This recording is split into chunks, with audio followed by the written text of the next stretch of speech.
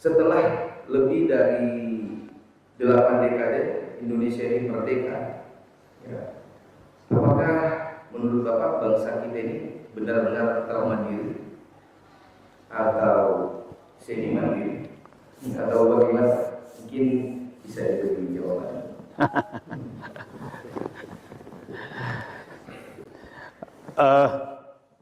Agak susah sih menjelaskannya, kan sangat harfiah pertanyaan itu.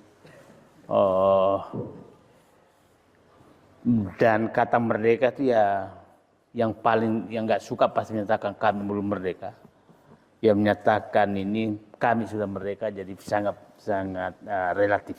Tapi saya ingin menyatakan begini. Yang paling utama itu sebenarnya adalah apakah negara ini masih berdaulat. Itu bukan kalau merdeka tergantung pribadinya. Bapak merdeka di luar, di rumah nggak merdeka. Gitu. Ya, jadi yang paling utama adalah apakah negara ini berdaulat. Saya menyatakan negara ini kedaulatannya semakin diambil oleh oligarki. Ada 5 kedaulatan yang saya katakan: kedaulatan politik, kedaulatan hukum, kedaulatan ekonomi, kedaulatan pengolahan sumber daya alam, dan kedaulatan pertahanan keamanan. Ini semua sudah dirampok oleh oligarki. Itu semua sudah dirampok. Saya mulai kedaulatan ekonomi. Kedaulatan ekonomi saya pikir ya kalau angka-angka sudah sangat jelas lah. Bagaimana ketimpangan, berapa oligarki yang menguasai, itu pasti ada di online sudah ada semua. Yang perlu dipertanyakan, kenapa itu terjadi? Sejak kapan kedaulatan ekonomi terambil, gitu kan? Kita coba merefleksikan bagaimana dulu pada saat zaman Belanda tuh kedaulatan ekonomi itu tidak diambil karena sebenarnya Belanda tuh tidak pernah mengambil sumber, dia hanya berdagang sumber alam, dia tidak mengambil. Gitu. Kalau sekarang betul-betul mengambil. Dan kita lihat ya, bagaimana dulu negara sangat berdaulat waktu Belanda itu hampir semua yang menguasai haji hidup orang banyak betul-betul dikuasai negara. Coba bisa bayangkan, aneka tambang dibikin, bukit asam dibikin untuk batu bara, semua negara kan yang pegang, ya kan, semua negara yang pegang. Kemudian bikin pabrik senjata pindad, negara yang pegang, semua negara yang pegang. Padahal kita menyatakan saat itu dijajah, oke? Jadi pada situ Belanda menjajah kita, tapi kedaulatan negara yang berkuasa saat itu dipegang negara, bukan dilepaskan ke perusahaan. Kalau dia pada saya itu harusnya perusahaan Belanda dong yang pegang itu semua, bukan perusahaan yang dikelola Belanda di Indonesia gitu. Nah tapi sekarang berbalik, setelah Indonesia menguasai betul, maka ekonomi diserahkan ke bukan negara. Nah, saya kasih contoh begini. Dulu tuh namanya batu bara seluruhnya tuh harus bukit asam. Dulu nikel, semua adalah aneka tambang, seluruh emas, nikel itu dibentuk aneka tambang. Oke? Nah, jadi adik-adik mahasiswa harus ingat ini, degradasi penguasaan negara terhadap ekonomi itu betul-betul setelah Indonesia merdeka loh. Dan semakin lama merdeka, semakin hilang kedaulatan itu.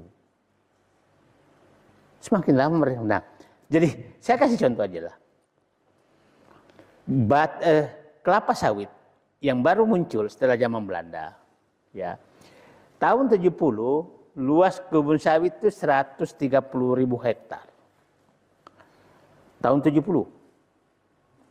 100% dikuasai negara. Pak Rian, tahun 80 sekitar hampir mendekati 300.000 hektar, itu 98% masih dikuasai negara. Nah, saya sengaja angka ini saya lepaskan bahwa agak aneh, kedaulatan ekonomi semakin hilang setelah semakin lama Indonesia merdeka. Tahun 90 itu sekitar 1,1 juta hektar itu yang dikuasai negara sekitar 50%. Tahun 2000 sekitar 4 juta hektar tinggal 20%. Kebun sawit dikuasai oleh negara. Sekarang tahun 2026 sebelum Presiden Prabowo mengambil alih sekitar 4,1 juta hektar itu tinggal 3%. Oke, ini dari segi ekonomi. Semakin lama Indonesia merdeka, semakin kedaulatan ekonomi semakin tidak dipegang oleh negara. Jadi kata-kata Bapak, apakah kita masih merdeka? Ya, paling mandiri. Nah, ekonomi. Nah, kita lihat masuk ke kedaulatan politik. Kedaulatan politik setelah reformasi betul-betul diserahkan kepada oligarki. Betul-betul diserahkan kepada oligarki. Nah, ya Bapak-bapak tahulah siapa sih yang bisa jadi bupati di Sulawesi Tenggara? Siapa yang bisa jadi gubernur Sulawesi Tenggara? Kalau tidak di backup oleh pemilik tambang dan bintang-bintang pemilik tambang. Nggak bisa. Terus kemerdekaannya. Nah, politik begitu. Nah, jadi politik juga hampir semua ketua parpol sudah menjadi kacungnya oligarki. Artinya kedaulatan politik juga semakin hari semakin dirampas. Ya kan? Nah, kedaulatan hukum apalagi? Kedaulatan hukum Anda cobalah, mungkin kita lagi duduk-duduk di sini, tahu-tahu muncul sertifikat tanah di tanah kita, dan pada saat kita menggugat, pasti sudah kalah. Kita sedang duduk-duduk di sini, tambang-tambang kita bisa diambil. Dan pada saat ini adalah bermain surat, pada saat masuk, kalah. Nah, jadi ini kedaulatan hukum. Nah, cobalah, saya tanya kemarin ke Konawe Selatan, bayangkan tambang nikel sudah di dapur orang digali. Ya, yang lucunya, ini kan seakan-akan suatu keberhasilan mempercepat, padahal sebenarnya. Jadi saya ingin ini betul. Jadi itu kedaulatan politik, kedaulatan hukum tadi kan, kedaulatan hukum sangat parah. Coba bisalah, pasti kalau mau mematikan orang, maka sogok penegak hukum untuk mematikan orang itu termasuk di dalam politik. Saya pikir Sulawesi Tenggara sekali lah, ada orang baik kriminalisasi selesai. Itu terjadi. Nah, dan ada politisi atau pemimpin lagi bagus dikriminalisasi, maka dia pasti tumbang. Jadi kalau ada orang pernah masuk penjara, jangan juga belum tentu dia salah, karena bisa saja korban kriminalisasi. Dan saya mengalami banyak hal. Saya kayaknya laporan polisi saya itu masih banyak sekali. Tapi saya cuek aja terus. Nanti laporan polisi silakan aja gitu. Nah, ini faktanya jadi kita masuk ke tadi kan ekonomi politik.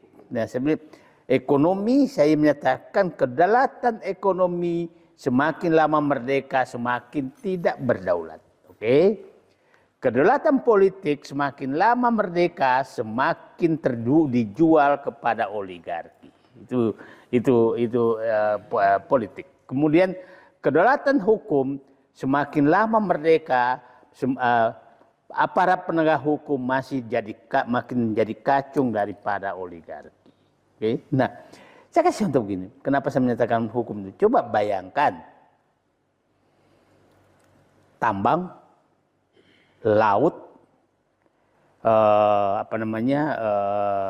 kelapa sawit, Bapak bisa bayangkan dari 17 juta hektar kelapa sawit yang kebun kelapa sawit yang tadi saya uraikan, masa sampai mendekati 8 juta ilegal. Jadi terus di mana merdekanya? Dan orang ini puluhan tahun merampok negeri ini dan tidak ada yang bisa menyentuh. Nah, ini fakta-fakta, jadi nggak usah lah. Di kampus kita harus menyatakan itulah faktanya. Jadi, nah saya pikir mungkin Fakultas Hukum juga harus berpikir, ini memang masih perlu nggak sih Fakultas Hukum kalau udah kayak gini? Ya, Pak Prof. Frianda di Fakultas Ekonomi juga harus berpikir, kalau sudah, kan ilmu ekonomi berlaku apabila ceteris paribus dan persaingan bebas. Pertanyaan saya, apakah masih ada persaingan bebas sekarang di ekonomi? Nggak ada. Apakah orang-orang yang menguasai tanah-tanah di sekitar kota Kendari itu masuk dengan persaingan bebas? Enggak. Teori ceteris paribus apakah masih berlaku kalau tidak ada lagi persaingan bebas?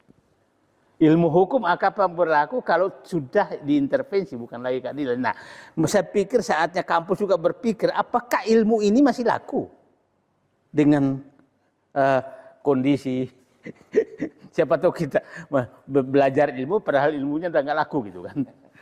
Oke, nah kita masuk ke tadi, dan saya pikir puncaknya ya mohon maaf aja, saya sering kritik aktivis 98 karena salah satu keberhasilan aktivis 98 adalah mencabut kedaulatan negara dan menyerahkan kepada oligarki.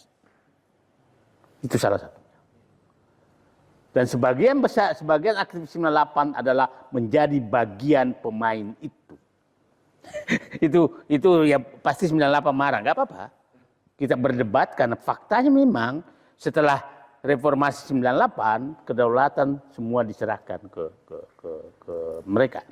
Kita masuk ke kedaulatan sumber daya alam. Kedaulatan sumber daya alam ini sangat parah, sangat parah. Ya, saya pikir saya berkali-kali menyatakan Sulawesi Tenggara ini adalah laboratorium puncak pelanggaran terhadap pengelolaan sumber daya alam. Nah, saya ingin ceritakan kembali. Coba beginilah. Sulawesi Tenggara ini kan kita ingat menumpuknya or di pinggir laut itu kan sekitar 2008 sampai 2010. Or di pinggir laut untuk diekspor, ya kan Pak? Terus datanglah rezim Joko Widodo seakan-akan jadi pahlawan, bahwa akan melakukan hilirisasi dan melarang ekspor or, ya kan? Mulai 2014. Masuklah air bah dari Cina, dan kolam besarnya adalah IMIP di Morowali. Nah, terus yang terjadi adalah seakan-akan hilirisasi, padahal sebenarnya kalau dulu mengekspor or ke Cina, sekarang mengekspor or ke Cina di Tiongkok. Saat itu mengekspor or ke Cina di Morowali. Ya, memperpendek jalur aja. Nah, dan kalau dulu mengekspor or ke Cina, maka polusinya ada di Cina. Jadi yang terjadi pada saat itu hilirisasi adalah mengekspor or ke Cina yang ada di Morowali dan mendatangkan polusi dari Cina ke Sulawesi Tenggara. Polusinya macam-macam, termasuk polusi sosial budaya, termasuk nikah tidak jelas apa segala. Itulah fakta yang terjadi di Sulawesi Tenggara. Nah, dan itu jauh lebih parah. Kenapa? Pada saat itu sekarang pendapatan, saya bilang menghitung, Morowali itu kira-kira sudah di sekitar Morowali mungkin 500 sampai 600 triliun yang diambil Cina. Yang tertinggal mungkin hanya ratusan miliar. Ratusan miliar dan kita sudah habis. Nah, Ini fakta-fakta yang harus kita buka semua. Tapi pada saat itu, Pak Arianda, Bapak tahu saya ingin sekali menjadi Dirjen Minerba. Karena saya ingin menghadapi perampok itu. Seleksi dan saya terbaik masuk TPA, tahu Presiden Jokowi menyatakan tidak bisa saya jadi. Saya ditanya telepon Pak JK, saya di sini. Presiden nggak setuju kau jadi di Minerba. Kenapa? Ada menteri yang sangat berkuasa tidak menginginkan Anda, kan dia tahu kalau Anda jadi maka mereka habis. Nah, memang saya mau habisi mereka. Nah, itu terjadi. Nah, itulah saya menyatakan bahwa kedaulatan negara, bayangkan orang yang ingin memperbaiki negerinya harus ditorpedo demi oligarki, demi Cina. Saya alami. Karena saya melawan itu. Pada saat itu kan begini, saya naik pesawat di Jakarta, ketemu satu pesawat tuh isinya Cina semua. Pakai sandal pun enggak. Bahasa, waduh, turun di Makassar, dilarang turun, nggak bisa bahasa Indonesia. Ngamuk saya, ketahuan mereka. Ternyata demi Cina, Said Didu harus digergaji. Itu begitu faktanya. Dan itulah saya adik-adik mahasiswa, dengarkanlah bahwa sebenarnya yang menghancurkan kedaulatan negeri adalah penguasa yang zolim. Nah, saya nggak tahu apakah Prabowo akan meneruskan bahwa ini negara ini betul-betul. Jadi menghancurkan negara itu bukan siapa-siapa. Pejabat sendiri. Saya dulu disuruh, pasti masih ingat Bapak minta disuruh jadi tim perunding Freeport. Saya 3 bulan saya tanya, kenapa Anda lama sekali menerima saya sebagai tim perunding? Dia bilang, CIA harus meneliti dulu siapa Anda sebenarnya. Setelah saya bilang, kenapa? Dia bilang, kami sudah capek diperas oleh pejabat Indonesia. Jadi bukan mereka yang pejabat Indonesia yang memeras. Petambang-petambang yang ada di sini sekarang, kalau saya ketemu menyatakan, Pak, kami mau menaikkan pendapatan negara minimal 30% dan pendapatan daerah segitu juga. Tapi bisa nggak kami dilindungi, diperas oleh pejabat? Pejabat kita memang tukang peras semua. Mohon apa aja, mulai RT sampai ke atas lah. Itu yang masalah. Nah, tapi kita, jadi itulah karena ini namanya kemerdekaan, saya menyatakan fakta sejarah menunjukkan bahwa ternyata semakin lama Indonesia merdeka, kedaulatan semakin tergerus. Itu saya pikir pengantar saya, itu adalah pernyataan saya di kampus yang terhormat ini, bahwa Indonesia semakin lama merdeka, kedaulatannya semakin digerus dan dijual oleh para politisi-politisi busuk. Itulah faktanya. Dan saya ingin berdebat dengan siapapun tentang, saya sudah jelaskan tadi bagaimana penguasaan sumber daya alam. Tadi saya ngomong Pak Arianda, saya tadi Kepala BRIN Profesor Dr. Arif Satria bangga menyatakan kami sudah melaporkan bahwa kami bisa membuat sepatu dan menyerahkan ke Presiden. Saya bilang, saya tahun 95 ikut sebagai tim peneliti menerbangkan pesawat N250, menerjunkan kapal Pelni buatan PAL, menerbangkan kereta api buatan Inka, dan kami beli sepatu Cibaduyut bikinan rakyat.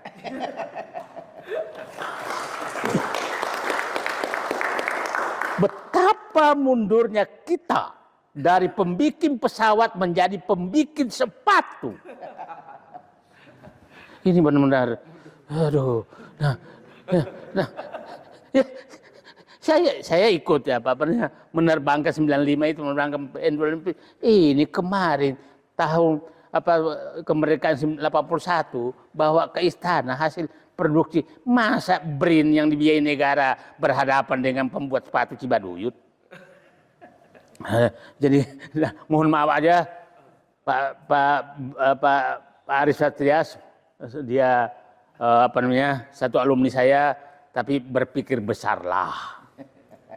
Berpikir besar. Pak Prabowo juga berpikir besarlah. Masa BRIN yang dibiayai negara bersaing dengan pembuat sepatu Cibaduyut. Terima kasih. Assalamualaikum warahmatullahi wabarakatuh. Waalaikumsalam.